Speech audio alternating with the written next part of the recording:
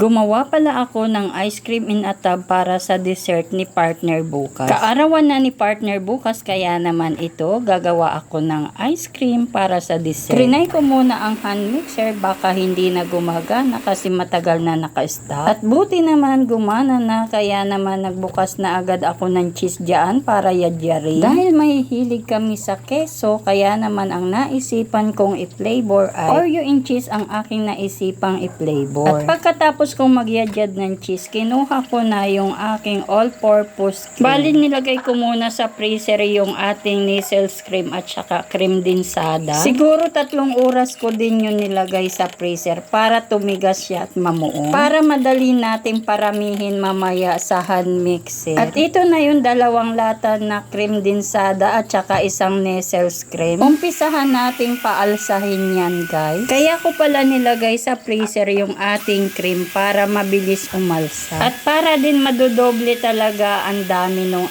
ating ice cream. Para marami tayong magawa. Siyempre, 2 lata lang yun at saka isang Nestle's cream. Kung tutuusin, kaunti lang yun. Dati, akala ko ang hirap-hirap gawin ng ice cream ay napakadali lang din naman pala. Nag-add pala ako ng kondensada, guys. Kaunti lang kasi natatabangan pa ako. At sa puntong iyan, medyo okay na yung ating ice cream, guys. Medyo malapot na. O diba, napuno na yung ating lalagyan. At ayan, tapos na. Ang gagawin na lang natin ay ilalagay na lang natin sa tub. Ayan, diba, napakadali lang, napakasimple lang. May ice cream na agad tayo. Malaking tipid kesa bibili pa tayo ng ice cream. Nung panahon ng kabataan ko, gustong-gusto ko talagang makatikim ng ice cream, kaso hindi pwede kasi wala kaming pambili. Yung pera ni nanay ay sapat lamang sa aming pangkain, pambili ng bigas at ulam. Kaya ang swerte-swerte ng mga huling tubo ngayon. Lahat ng hiling nila ay naibibigay na ng mga magulang. Aba, ay bakit parang nalayo ang ating usapan? Sa ice cream lang ang ating usapan ay napunta na sa nakaraan. O siya, hanggang dito na lang muna ang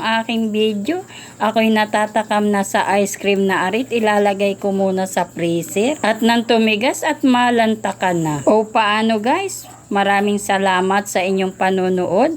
Bye-bye and God bless. Like and share kung inyo pong nagustuhan ang aking video.